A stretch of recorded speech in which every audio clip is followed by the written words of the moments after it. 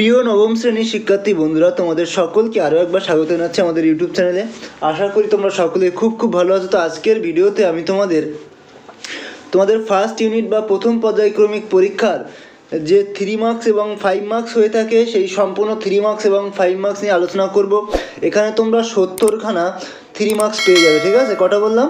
দেখো এখানে টোটাল কটা আছে, এখানে তোমাদের 70খানা 3 মার্কস আছে আর 22খানা তোমরা 5 নম্বর প্রশ্নের উত্তর পেয়ে যাবে। ঠিক আছে, যদি তোমরা এইগুলো করে যাও আশা করি তোমরা কিন্তু এখান থেকে ডেফিনেটলি কোশ্চেন কমন পাবে। ঠিক আছে, তো চলো এবার তোমাদের সিলেবাসটা কী আছে একটু দেখে নাও। আর আমি এই ভিডিওর ডেসক্রিপশন বক্সে আমি এর লিঙ্ক দিয়ে দেবো সম্পূর্ণ পিডিএফের। এছাড়া তোমরা ইতিহাসের কমপ্লিট 2, 3, 5 এমসিকিউ এসিকিউ সম্পূর্ণটা পেয়ে যাবে, তারও লিঙ্ক তোমরা পেয়ে যাবে ডেসক্রিপশন বক্সে। তো চলো একটু দেখে নিই তোমাদের ফার্স্ট টাইমে কী চ্যাপ্টার থাকবে। এখানটা যদি তোমরা একটু ভালো করে লক্ষ্য করো তাহলে বুঝতে পারবে। তোমাদের এখানে দেখো প্রাকৃতিক ভূগোল থেকে থাকবে গ্রহরূপে পৃথিবীর গতিসমূহ, আর আঞ্চলিক ভূগোল থেকে থাকবে ভারতের সম্পদ। কোনো স্কুলে চেঞ্জ থাকতে পারে, তবে 80 to 90% স্কুলে কিন্তু এই সিলেবাস থাকে। ঠিক আছে, তো এখান থেকে তোমাদের দেখো টোটাল 3টে অধ্যায় মিলিয়ে এমসিকিউ আসবে 7খানা, এসএকিউ আসবে 8খানা, 2 নম্বরের 3টে প্রশ্ন থাকবে 6খানা, আর 6 নম্বর, আর হচ্ছে তোমার 3 নম্বরের 3টে প্রশ্ন লিখতে হবে 3টে অধ্যায় থেকে 9 নম্বর, আর 5 নম্বরে কিন্তু প্রত্যেকটা অধ্যায় থেকে তোমাকে একটা করে দুটো দিয়ে দেবে। তাহলে কী হচ্ছে, তোমাকে যে কোনো একটা প্রশ্নের উত্তর দিতে হবে, অর্থাৎ 5 নম্বরের। তাহলে এইগুলো যদি আমরা মেলাই তাহলে দেখি যে 40 নম্বরে সম্পূর্ণ আমাদের হয়ে যাবে। আর তোমাদের মানচিত্র থেকে থাকবে কিন্তু 5খানা।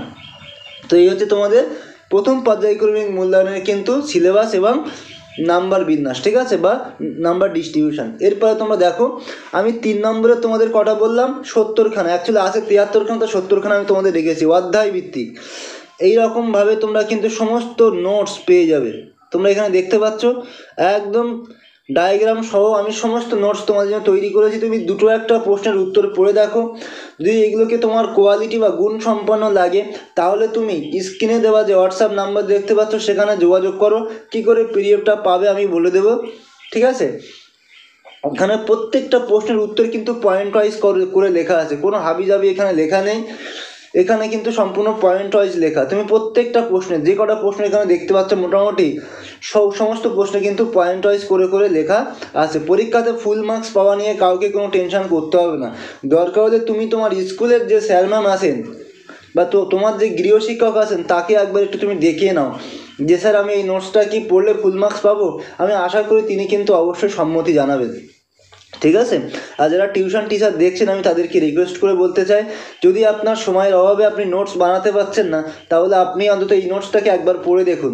আপনার যদি মনে লাগে, যদি আপনার কাছে ভালো লাগে, অবশ্যই নিয়ে আপনি আপনার স্টুডেন্টকে দিতে পারেন। তারা কিন্তু সেখান থেকে কোশ্চেন তো কমন পাবেই, সাথে সাথে কিন্তু তারা ফুল মার্কস পাবে। যদি এই সিলেবাসটা তাদের পরীক্ষায় থাকে আমি 100% গ্যারেন্টি সহকারে বলতে পারবো তারা কিন্তু এখান থেকে কোশ্চেন কমন পাবে। সুতরাং চিন্তার কোনো কারণ নেই, আপনার মূল্যবান সময় কিন্তু আপনি বাঁচাতে পারবেন এই নোটসগুলো কিন্তু পড়িয়ে। ঠিক আছে, যারা অভিভাবক দেখছেন তাদেরকেও বলতে চাই, যদি ভালো রেজাল্ট করতে চায় আপনার সন্তান বা যদি আপনি চান সে ভালো রেজাল্ট করুক তাহলে অতি অবশ্যই আপনি এই পিডিএফটা নিয়ে একবার দেখুন, তাকে একবার পড়ান। আশা করি কিন্তু সে কমনও পাবে আর ভালো নাম্বারও কিন্তু পরীক্ষাতে তুলতে পারবে। ঠিক আছে, এখানে 3 মার্কসে যতগুলো প্রশ্ন আছে 5 মার্কস আছে অধ্যায় ভিত্তিক সম্পূর্ণ করে দেওয়া আছে। সুতরাং কারো কোনো চিন্তার কারণ নয়, পরিষ্কার পরিচ্ছন্ন পিডিএফ আছে, কারো কোথাও পড়তে কোনো অসুবিধা হবে না। আর সম্পূর্ণ গুণসম্পন্ন এটা কিন্তু আছে। দেখো আমি প্রত্যেকটা কিন্তু উত্তর আমি পয়েন্ট ওয়াইজ লিখেছি, বর্ডার দিয়ে লিখেছি, হেডিং করে লিখেছি, যাতে ফুল মার্কস যদি এরকমভাবে পরীক্ষায় আসে ডেফিনেটলি কিন্তু ফুল মার্কস পাওয়াই যাবে। ঠিক আছে, ডেফিনেটলি কিন্তু ফুল মার্কস তোমরা পাবে। তো তোমরা যদি নিতে চাও আমি আরও একবার বলি, স্ক্রিনে দেওয়া যে হোয়াটসঅ্যাপ নাম্বার আছে সেটাতে যোগাযোগ করো। কী করে পাবে আমি তোমাদেরকে বলে দেবো। এখানে 2য় অধ্যায় পৃথিবীর গতিসমূহ, প্রতিটি প্রশ্নের মান 3, 2য় অধ্যায় থেকে একদম অধ্যায় ভিত্তিক, কারো কোনো প্রশ্ন কোথাও খুঁজতে হবে না।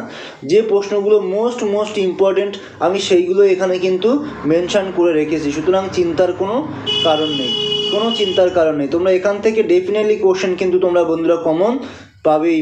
এখান থেকে তোমরা কোশ্চেন কমন পাবে।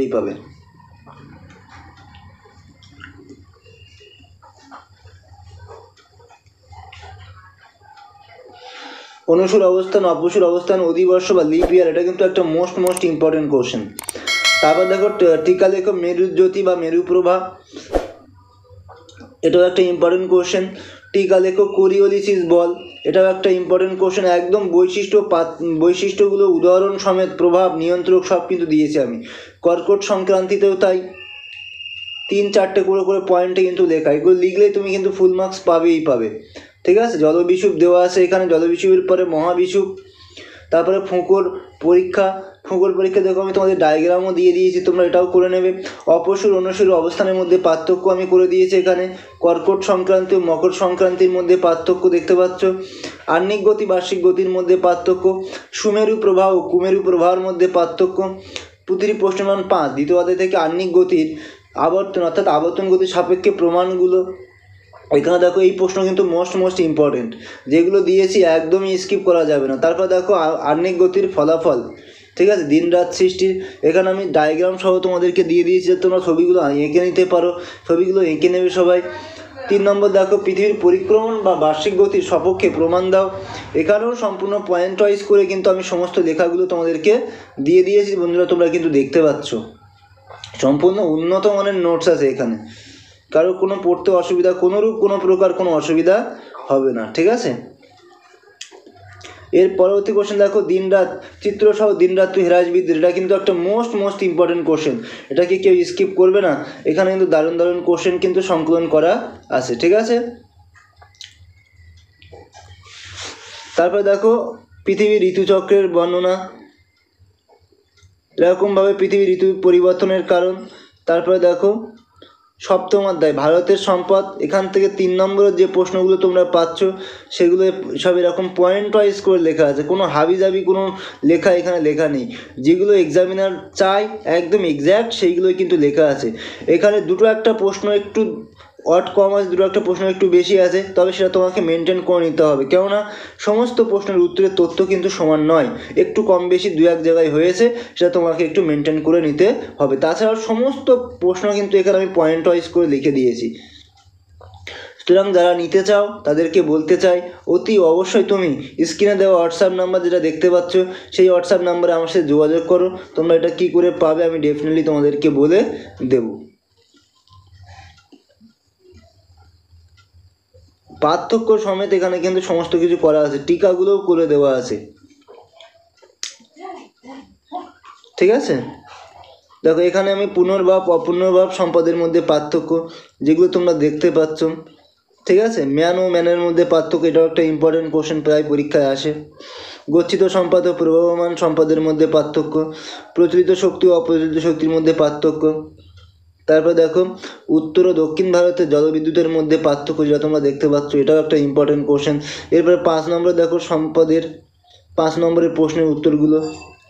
তো সমস্ত প্রশ্ন কিন্তু বন্ধুরা অত্যন্ত গুরুত্বপূর্ণ প্রশ্ন, আশা করি তোমরা এগুলো পড়ে যাও, ডেফিনেটলি তোমরা কিন্তু পরীক্ষার খাতায় প্রশ্ন কিন্তু তোমরা কমন পাবে। লাস্ট প্রশ্ন হচ্ছে দেখো, না লাস্ট না, এটা 42 নম্বর প্রশ্ন, 42 পেজে আসি আমরা।